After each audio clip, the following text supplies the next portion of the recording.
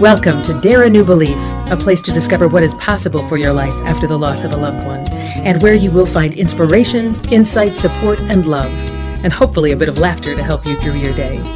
Now, here's your host, Nada Hogan.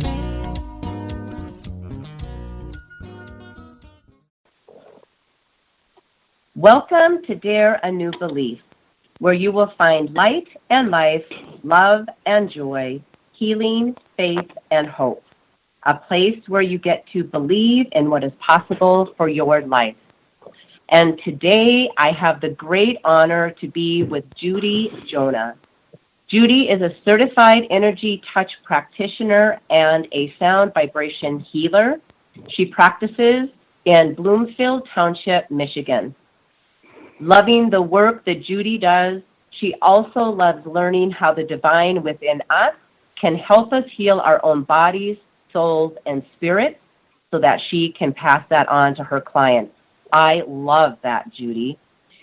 Judy's passions are God, family, healing work, nature, and friends in that order.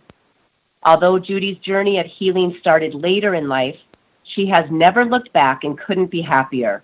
To know herself through her own eyes rather than through the eyes of others has been an absolute gift to her, and so she continues down the road of self-discovery to learn all that the universe offers, which she, in turn, can use to teach and help others.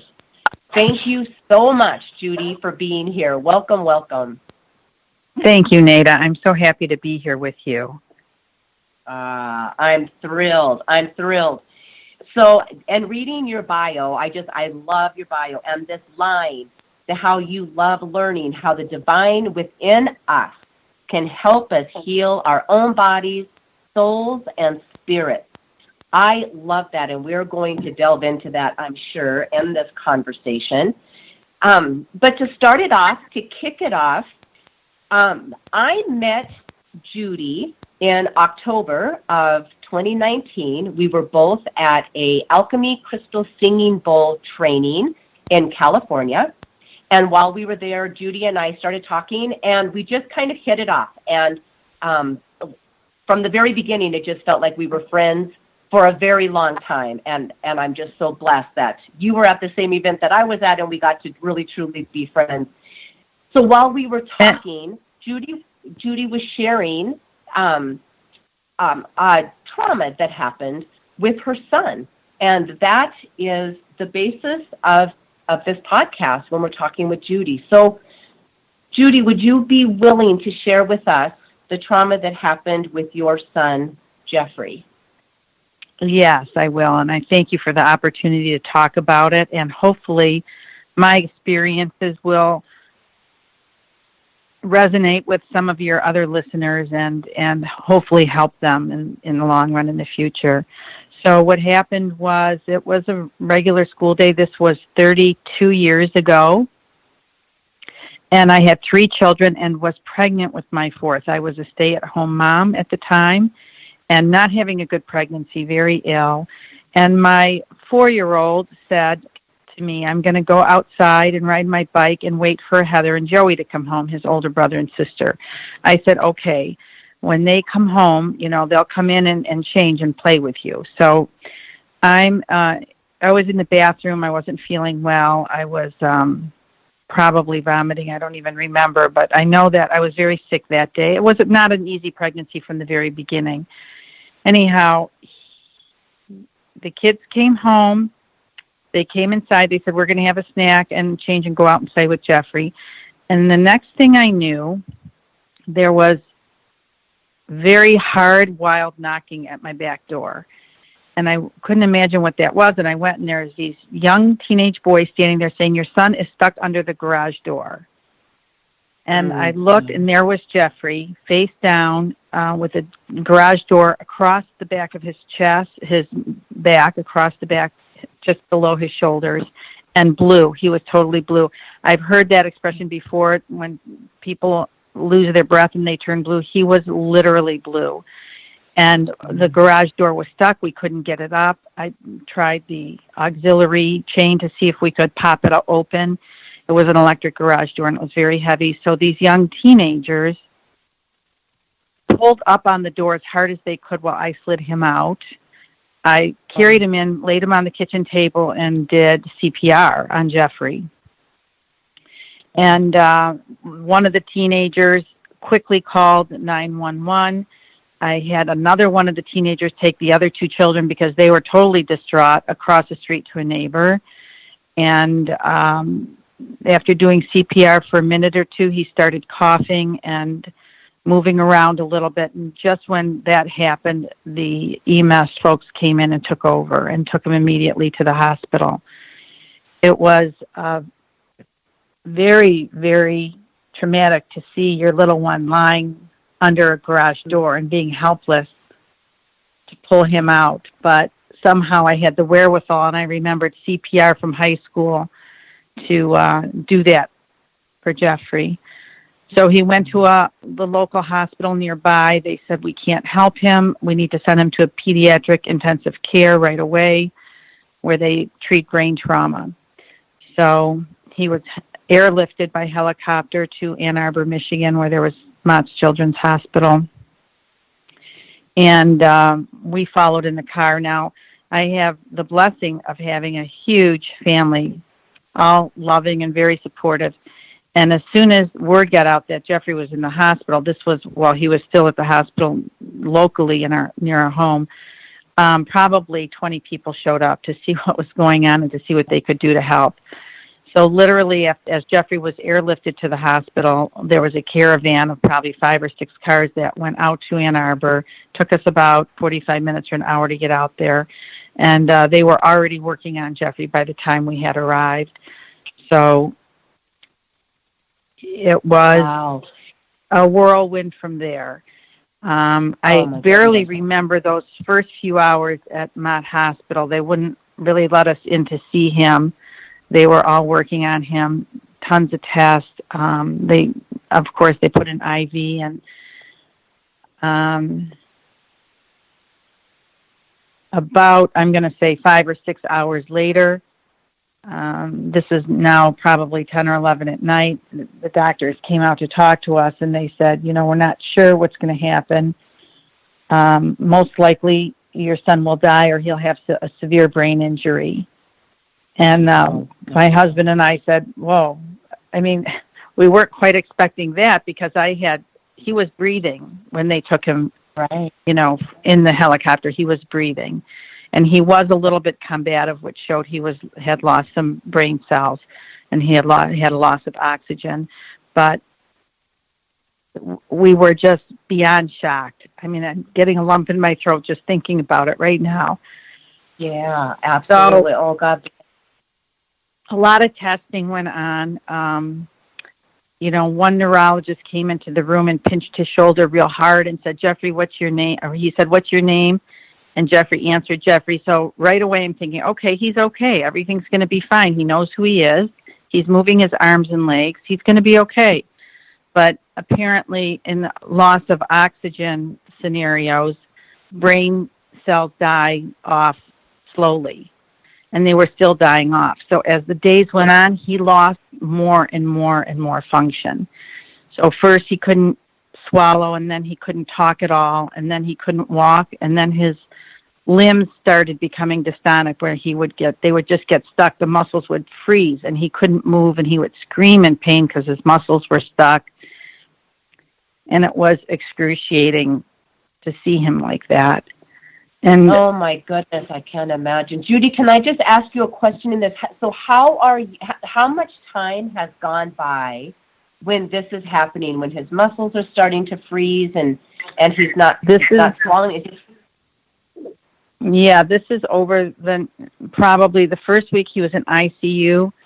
I'm going to say 5 or 6 days later, we started noticing the loss of function in his body. Oh, okay. Oh, and how are you doing when this is happening with you? How are you? Are you just so much in a state of shock that you just don't? Yeah, we were both in shock. We had, thankfully, enough help for our other children to take care of them, get them to school, do what they needed. But it was extremely traumatic. I was having a tough pregnancy anyways, and it felt the whole time like someone had literally kicked me in the stomach. And I really just wanted to wake up. I wanted to walk away, and I wanted all this to go away, and I wanted to go back home and just play with my kids and have everything normal, of course. That's what happens when you have a trauma. You know, you can't turn back. You can't go back anymore. So it was a very, very difficult time. My husband, you know, we stayed in Ann Arbor for about 2 weeks. We got a hotel room, and we didn't leave Jeffrey. We took turns at his side, and they wouldn't let anybody else in the room in ICU to see him. But a lot of family and friends came into the waiting room and brought food and kept us company and that kind of thing. And again, so thankful for a big family, a big loving family. It really made a difference then. And then Jeffrey was breathing on his own, and there was nothing else they could do for him in ICU. They ran batteries of tests, EEGs and EKGs, and trying to see what damage. They did swallow tests to see if he could eat on his own, all kinds of things, test after test after test. And his condition continued to worsen over the next 2 weeks. So finally, they moved him out of ICU into a regular room. There were 6 other kids in the unit, so a lot of moms and babies and children in there that all supportive of each other, all looking at the other children saying, oh, maybe this isn't so bad. Look what's wrong with this poor child. So forged a lot of friendships, you know, in a time of distraught for not only me, but the other parents that were there in the room with Jeffrey. And then we came up with a schedule because we did have 2 other children that I would get them off to school in the morning and go to the hospital, and Frank would come after work and stay there all night with him, and then we would repeat that every day. And then Saturdays and Sundays, we had a little bit of a break when family came to stay with Jeffrey in the hospital, and we might, you know, have a break, go home, do something with our other kids. I had doctor's appointments and things because I was pregnant. So I was really also the whole time, Jeffrey, he was in the hospital for 3.5 months in Ann Arbor, and we lived about 40 minutes away. Wow. So I was really concerned about the baby, my baby in utero, because I was going through all this terrible stress. I kept asking the doctors. They all said, baby's going to be fine. We didn't know it was a girl at the time. They just said, baby's going to be fine. Baby's not going to remember. Baby's not going to know. You're going to love the baby. Everything will be okay. Yeah. And my other 2 children and Frank were all also experiencing severe trauma about this. We all blamed ourselves. The older kid said, oh, we should have brought him in with us when we went to eat. I said, oh my God, I shouldn't have let him out there by himself. Oh my gosh, the guilt that all of us felt. Frank said, I knew that garage door was too heavy. I shouldn't have allowed that. You know, he's a builder. He built the home. All of us blamed ourselves. So the guilt and the trauma was overwhelming for our family. And it was just a miserable, horrible thing that I would never wish any family ever had to go through. Oh, my God. So after about 3.5 months, the doctors said to us, there's really nothing more we can do for Jeffrey. They tried a lot of medications. Honestly, before we left the hospital, I asked them to wean him off everything. The side effects of the medications were causing so many problems for him. And then they would give him more medications to combat the side effects from the first medications, and it was a vicious circle, and none of them were showing or offering any improvement. So before we left the hospital, he was weaned off of everything. And then getting home, it was just intense therapy for him. 4 or 5 days a week driving back to Ann Arbor with him, getting him fitted for wheelchairs and braces on his legs. And it was like my Jeffrey, my 4-year-old son that I knew, died, and I was bringing a stranger home from the hospital with me. Oh, God, love you. Judy, please know I'm holding you. I am so sorry. Oh, my God, and you can just hear that in your voice. Oh, love. So now I'm just on autopilot, just get through every Yeah. day, take them to therapies, take care of the other kids, make sure they get to school, get their homework done, try to keep their life somewhat normal. But it was a Yeah. challenge. And I just kept swallowing my feelings and moving forward because I didn't know what else to do. You just do what you have to do at the time things happen. So I had the baby. That was also a challenge. She was a blessing. She was healthy. She was beautiful, and I was so happy to have her. But she also suffered a bit because from the time she was born, she came everywhere with me for Jeffrey. So if Jeffrey had physical therapy, she would be in a little sling on my back, and Jeffrey would be in a wheelchair, and we'd go to therapy. And this went on for months. This went on for years. As Jeffrey got older and she got a little older, the therapies were less often, and he did start school. He had to go to special education school, and he had lost, he wasn't talking, he wasn't walking, he was in a wheelchair, he was not, he was wearing diapers again. He had been out of diapers before the accident, and all of that throughout Brianna's life, the baby, she grew up, that's all she knew. She didn't know him before the accident.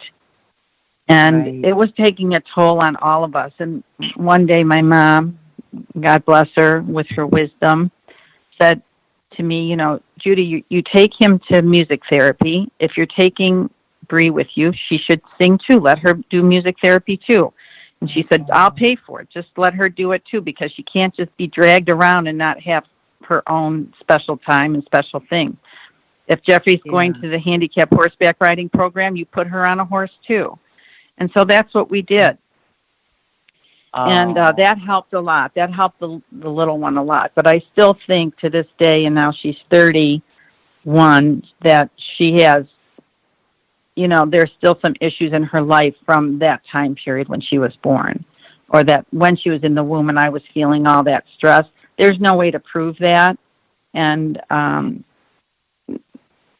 but in my mind, I'm certain that the challenges she has in her life now are from that time frame, from Jeffrey's accident, and from my feelings and from the stress she felt while she was still in utero. So she's a fully functioning adult, very smart. She's got a good job. She works, but she has some challenges in her life. So Jeffrey now, throughout the years, he went to school in Michigan. The special education system where we lived happened to be very wonderful. They provided all the services for him in the public school. And then the education fight started with the planning. We wanted him to have some social life. We wanted him to be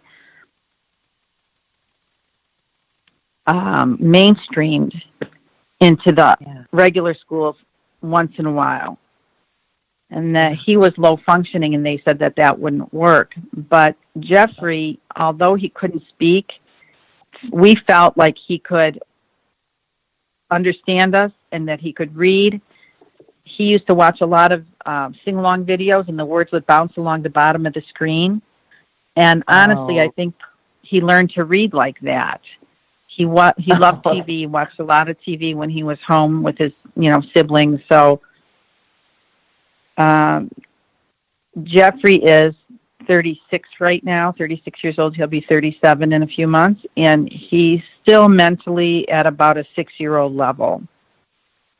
He still is nonverbal, makes a lot of noise, but he doesn't speak, and he is ambulatory. He walks. He doesn't walk normally, but he walks.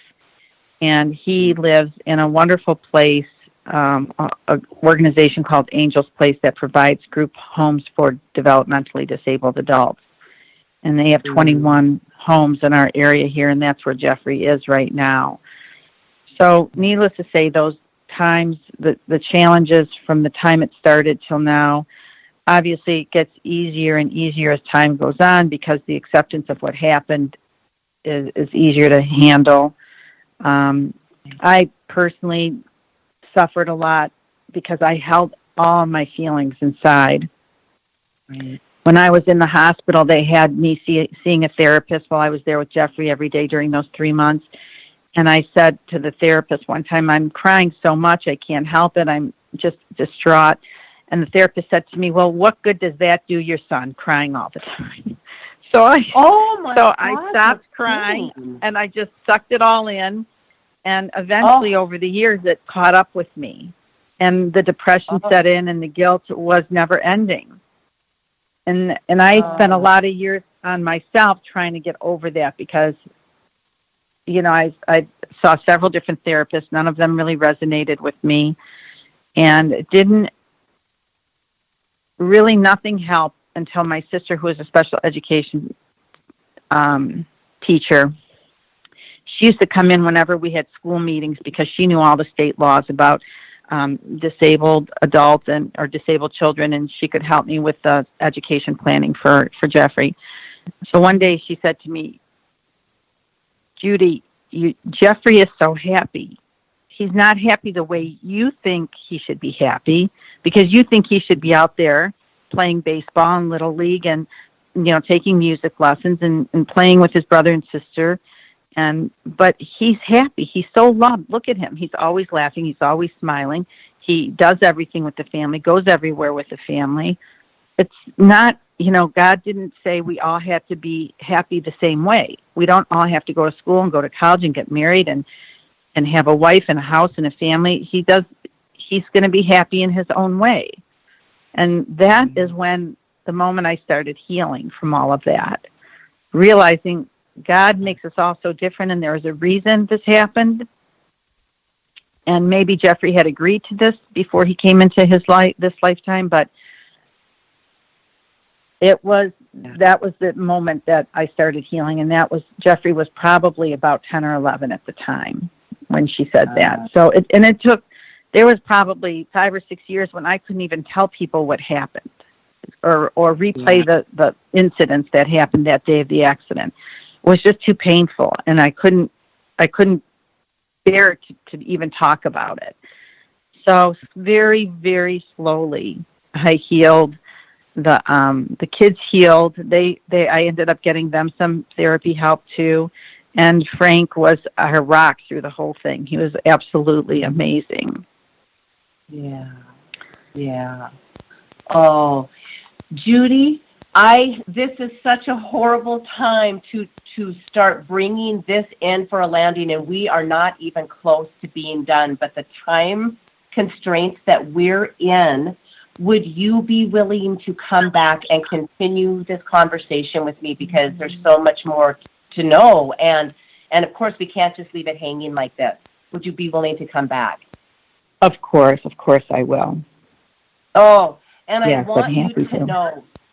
Oh my goodness. And I'm just holding you, and the tears that have come into my eyes as you were talking, and the pain, and just feeling that mother's guilt and being pregnant and feeling everything that you were feeling. And of course, I'll never feel it the way that you felt it. Nobody could ever feel it the way you felt it, but just, oh my goodness, you have such a powerful story, just such a powerful story. So for all of the listeners, I want the listeners to know that all of Judy's information will be in the show notes, so there will be no problem connecting with Judy. Judy, if you want to just give the listeners a real quick, what's the easiest way to connect with you before we end this, and invite you to come back to finish this up. This is the rockiest landing I think I've ever done. Okay. They can reach me by email. That would be the best way. And my email is Judy, Judy, Jonna, Jonna, 18 @gmail.com. That would be the easiest way to reach me. Okay. All right. Perfect. Because Judy does phenomenal work, and we're going to talk about that more in part 2. And of course, we're going to talk about this journey because, we're just right in the middle of this. So God bless you, and I know exactly why we became friends. And I want to thank you for being here with us and sharing your story and being so open and transparent and honest and courageous. You're so courageous, and I adore you, and I'm so grateful for you being here. Judy. Thank you, Nada, for this opportunity. I so appreciate it. Oh man, oh my goodness, it's my biggest blessing. So for all of the listeners, we're going to wrap up this show, but please know we're going to be doing part 2 next week, so you absolutely will want to turn in for that. So for all of the listeners out there, we know that there are many pieces of this story that have touched you and resonated with you. And what a blessing it is to have Judy to share that with us. And we will be back next week for part 2.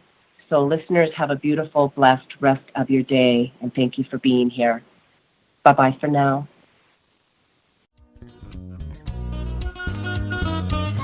Thank you for spending time with us today. Please go to nadahogan.com for show notes and other information you can use right away. If you like what you heard here, please subscribe to our show, and don't forget to rate and review right there on Apple Podcasts, Stitcher, Google Play, or wherever you get your shows. And don't forget to tell your friends about it. We'll see you next week.